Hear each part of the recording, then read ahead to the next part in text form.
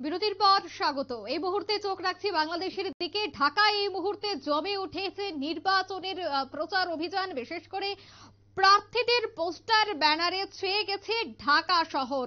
ঢাকায় নির্বাচনের প্রচারে ঝড় তুলছেন অভিনেতা ফেরদৌস। ঢাকায় কিন্তু এবার দ্বাদশ জাতীয় সংসদ নির্বাচনের প্রচার শুরু হয়ে গেছে। প্রচারে এবার দেখা যাচ্ছে ঝড় তুলতে নেমে গেছেন মাঠে ময়দানে অভিনেতা ফেরদৌস। সেই বিষয় নিয়ে তিনি কি বলছেন, প্রচার নিয়ে তিনি কি বলছেন, ওনার কি প্রতিক্রিয়া শুনবো আমরা একবার। যথেষ্ট শক্তিশালী ভেবেই আমি আসলে প্রচারণার কাজটা নিশ্চিদ্রভাবে করার চেষ্টা করছি। আমার মানে যতটুকু সময় দিতে পারছি, যতটুকু এফোর্ট দিতে পারছি, আমার নেতাকর্মীরা আমার সাথে আছেন। আমরা সবাই মিলে প্রত্যেকটা মানুষের কাছে যাওয়ার চেষ্টা করছি। আর আরেকটা বড় দল রাজনীতি আসেনি, তো এটা তাদের রাজনৈতিক অঙ্গীকারের ব্যাপার। তারা গণতন্ত্রে হয়তো বিশ্বাসী না। যদি গণতন্ত্রে বিশ্বাসী হতো তাহলে গণতান্ত্রিক অধিকার প্রতিষ্ঠার জন্য তো তারা নির্বাচনে অংশগ্রহণ করত। তারা যেহেতু নির্বাচন বর্জন করে বানচাল করার চেষ্টা করছে, সেটাকে আমরা প্রতিহত করে আমরা নির্বাচনের সামনে দিকে এগিয়ে যাব। কারণ ইনশাল্লাহ এই নির্বাচন হবেই, এবং 7 তারিখে হবে, এবং যথেষ্ট স্বচ্ছ, সুন্দর, নিরপেক্ষ এবং পার্টিসিপেটরি ইলেকশন হচ্ছে। আর জয়ের ব্যাপারে মানুষের যেই ভালোবাসা আমি দেখেছি, মানুষের যে ভালোবাসা আমি অনুভব করেছি, যে উচ্ছ্বাস, এক্স্যাক্টলি উচ্ছ্বাস, বাদভাঙা আনন্দ, আমার মনে হচ্ছে ইনশাআল্লাহ সবাই যদি এভাবে আমার পাশে থাকে, জয় আমাদের সুনিশ্চিত। আপনারা শুনলেন অভিনেতার বক্তব্য। সেই বিষয় নিয়ে আমি আরো বিস্তারিত জানবো। টেলিফোন লাইনে রয়েছে বাংলাদেশ থেকে সরাসরি নিউজ ভ্যানগার্ড প্রতিনিধি রাসেল। রাসেল, এই মুহূর্তে বাংলাদেশের নির্বাচনের ঝড়, এবং সেই ঝড় তুলতে দেখা যাচ্ছে অভিনেতাদের মাঠে নেমে তারা প্রচার করছেন। এই মুহূর্তে ঢাকা থেকে তোমার কাছে কি খবর রয়েছে নির্বাচনকে কেন্দ্র করে? ধন্যবাদ অঙ্কিতা। আমরা জানি যে আগামী 7 জানুয়ারি আর মাত্র 1 সপ্তাহ পরেই বাংলাদেশের জাতীয় সংসদ নির্বাচন অনুষ্ঠিত হতে যাচ্ছে। এবারের নির্বাচনে বাংলাদেশের নিবন্ধিত 44টি দলের মধ্যে 28টি দলের প্রার্থীরা প্রতিদ্বন্দ্বিতা করছেন। এই প্রার্থীদের সংখ্যা 2260 জনের মতো। তো ঢাকা ইতিমধ্যেই নির্বাচনী প্রচারণা জমে উঠেছে। আমরা জানি যে বাংলাদেশের অন্যতম প্রধান রাজনৈতিক দল বিএনপি এই নির্বাচন বর্জন করেছে।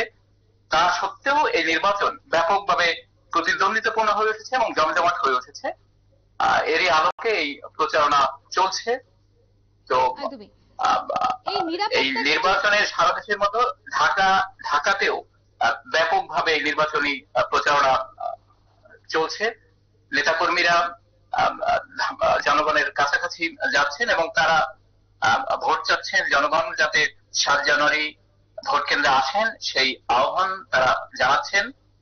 প্রার্থী ছাড়াও ভোটের মাঠে সরগরম রেখেছেন তাদের পরিবারের সদস্যরা এবং আত্মীয় স্বজনরা। আমরা জানি যে অনেক স্টার অভিনেতা এবারে নির্বাচনে প্রার্থিতা করছেন। এর মধ্যে ক্রিকেট তারকা রয়েছে, চিত্রশিল্পীরা রয়েছে, তারাও নির্বাচনী মাঠ চষে বেড়াচ্ছেন।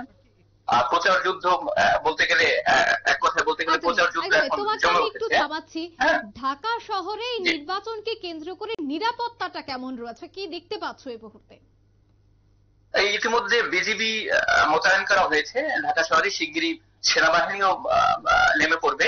আর পুলিশ সবসময় দিনরাত 24 ঘন্টা ঢাকা সহ সারা দেশেই দিনরাত 24 ঘন্টা পুলিশ মোতায়েন রয়েছে। আইন শৃঙ্খলা বাহিনী ব্যাপকভাবে তৎপর রয়েছে। ঢাকায় বা বাংলাদেশে ওই ধরনের কোন ধরনের বিশৃঙ্খলা দেখা যায়নি নির্বাচন কেন্দ্রিক।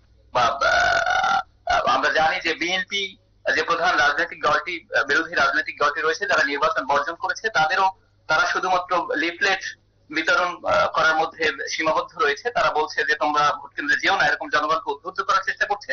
যদিও সেই কর্মসূচি একেবারেই হালে পানি পায়নি, তাদেরকে সেভাবে রাস্তাঘাটে দেখাও যায় না।